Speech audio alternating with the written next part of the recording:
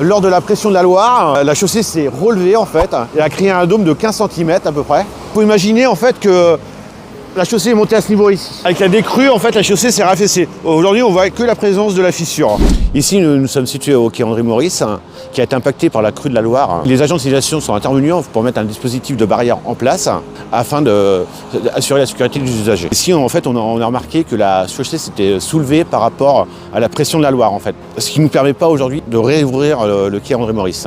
On retrouve de la vase, du branchetage, tout ce qui est déposé par la Loire en fait. Du coup, en premier lieu, les travaux préalables, le nettoyage doit intervenir.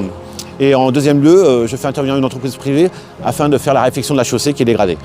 Maintenant, tout va dépendre des travaux, ce qu'on va trouver en dessous de la chaussée. Si la chaussée est abîmée que dessus, en fait, la réfection sera réalisée rapidement et on va pouvoir ouvrir la voie aussitôt les travaux. Cependant, si l'étanchéité est touchée, une autre entreprise doit intervenir en fait pour faire l'étanchéité.